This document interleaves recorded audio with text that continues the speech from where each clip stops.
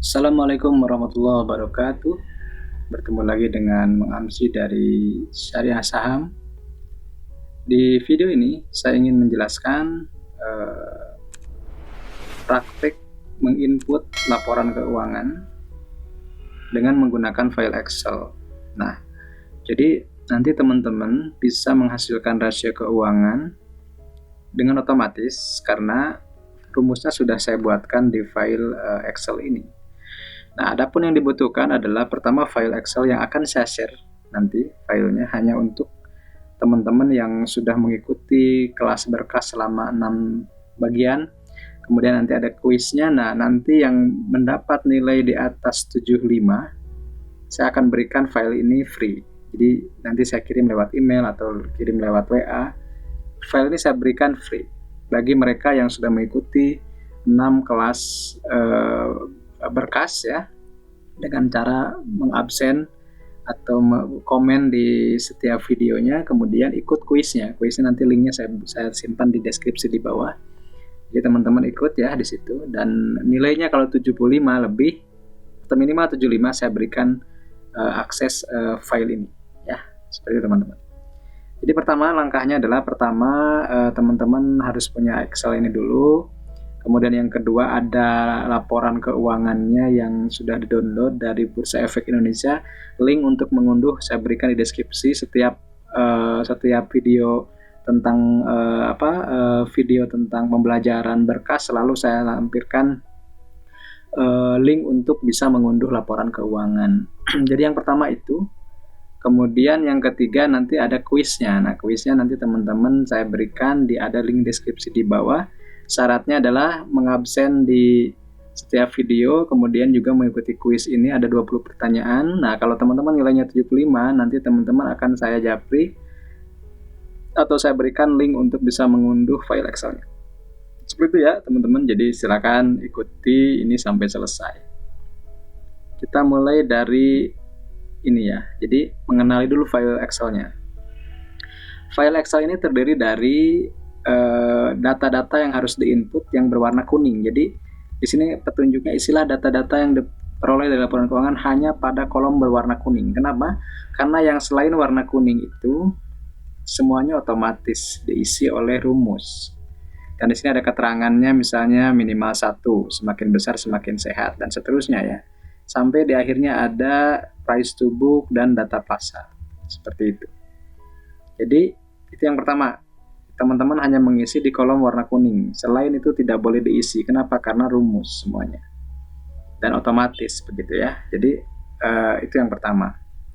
Yang kedua, teman-teman cek laporan keuangannya apakah itu kuartal pertama atau kuartal kedua atau kuartal ketiga atau tahunan gitu.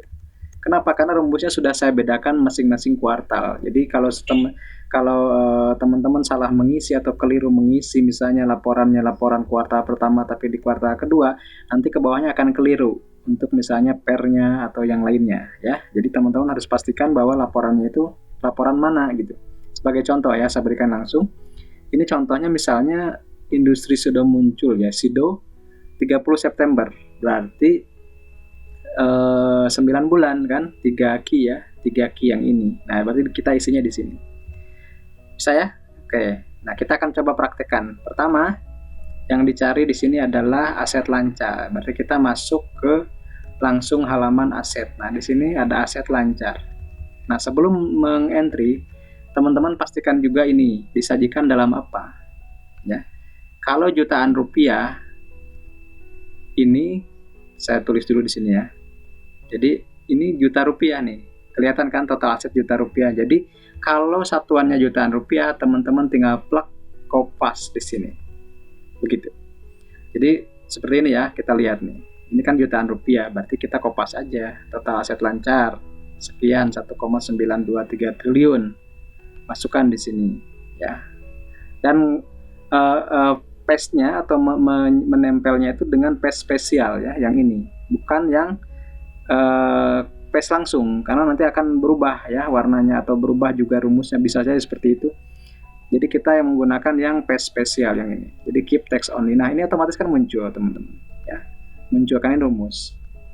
Nah, sekarang Data kedua yang dibutuhkan adalah persediaan. Kita cek persediaannya ini.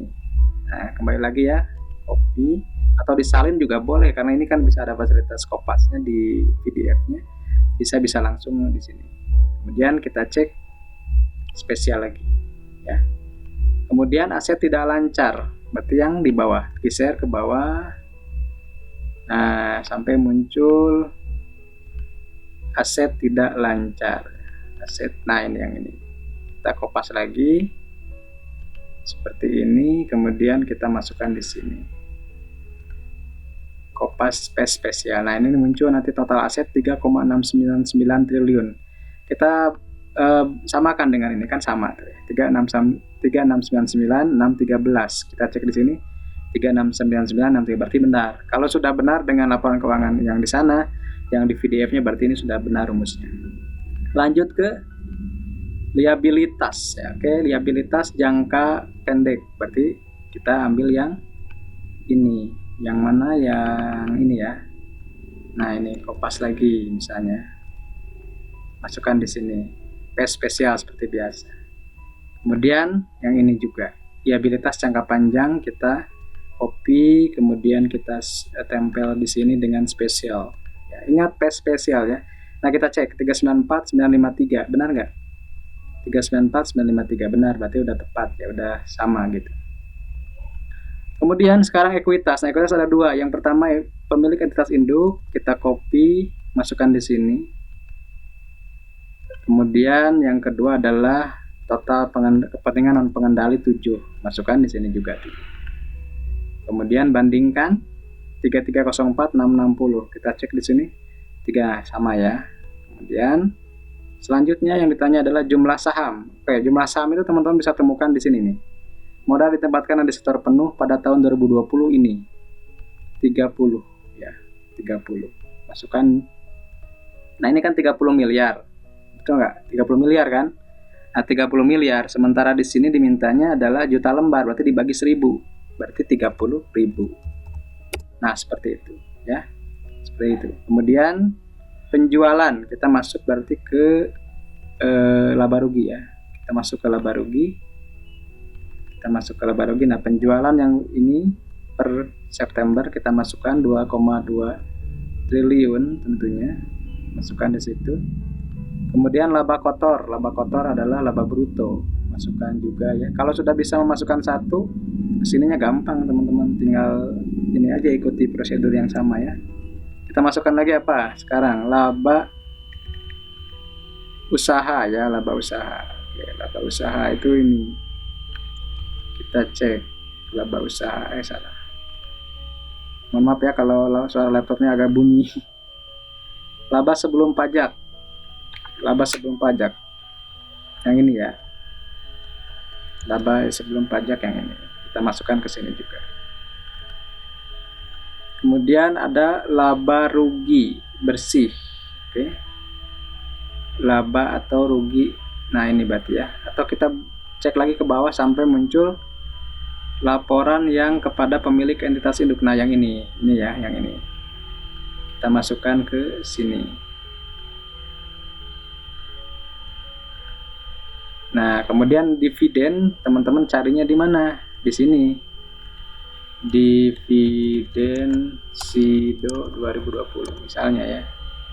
12,5 ya. Atau ini dividen interim, berarti dijumlahkan dengan yang Aprilnya 12,5 ditambah 49 berarti berapa? 12,5 ditambah 49 61,5 ya. 61,5. Kemudian harga terakhir kalau tidak salah 730 ya.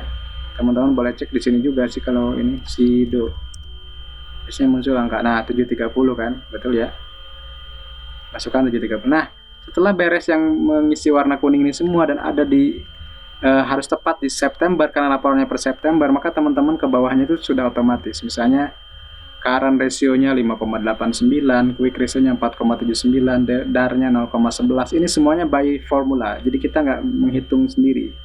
Kemudian DER-nya, FATO-nya ya, TATO-nya ini bisa kita pakai misalnya jangan persen ya, ini aja nih. Nah gitu bisa. Saya buat nanti rumusnya seperti ini. Saya rubah dulu ya.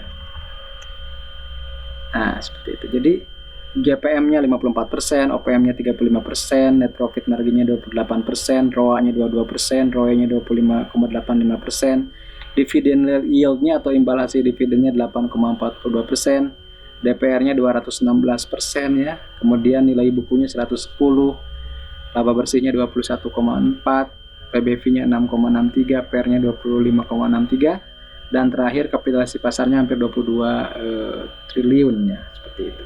Nah ini adalah contoh entry atau input laporan keuangan dari kuartal ketiga. Nanti kalau muncul misalnya kuartal keempat atau tahunan, teman-teman ngisinya di sini.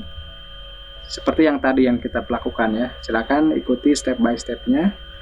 Jadi pastikan teman-teman bisa memiliki file ini yang membantu untuk bisa menghitung rasio keuangan secara otomatis. Syaratnya adalah ikuti seluruh pembelajaran berkas yang 6 bagian itu. Absen di sana, nanti saya cek ya absennya benar nggak gitu ya. Kemudian ikuti kuis yang ada linknya di deskripsi di bawah ini, yang kuis berkas Mang Amsi ini, nama, email, asal kota, dan nomor WA, dan di situ ya teman-teman isi. Jadi nih silakan isi biodata Anda dan kemudian jawab pertanyaan berikut sesuai pemahaman Anda terhadap materi yang ada di, nah ini videonya ada di sini semua gitu ya. Oke, nah ada di sini, jadi saya buatkan playlistnya ya. Aduh ini ada iklannya ya, mohon maaf. Nah misalnya ini ada 6 kelas ya, teman-teman ikuti dari awal 1 sampai 6. Setelah itu masuk ke sini. Jadi di sini misalnya nih absen nih. Di sini absen ya. Hadir Mang gitu, hadir Mang. Nah, gitu kan. Kemudian setelah ini masuk ke sini, ikuti kuisnya ada di sini, ada 20 pertanyaan. Nah, kalau nilainya nanti dapat 75, nah, karena ada tanya di saya, nanti saya akan langsung japri dan lihat absennya. Nah, kalau absennya sudah di 6-nya ada, saya langsung berikan file yang ini. Teman-teman bisa input sendiri di rumah, teman-teman bisa belajar sendiri menghitung rasio, dan teman-teman bisa mengambil kesimpulan sendiri dengan rasio itu tanpa harus tergantung dari orang lain ya. Itu saja mungkin dari saya. Terima kasih sudah subscribe, like, komen, dan channel YouTube saya di Mang Amsi. Semoga investasi kita selalu amanah dan berkah berlimpah. Saya Mang Amsi dari Syariah Saham. Assalamualaikum warahmatullahi wabarakatuh.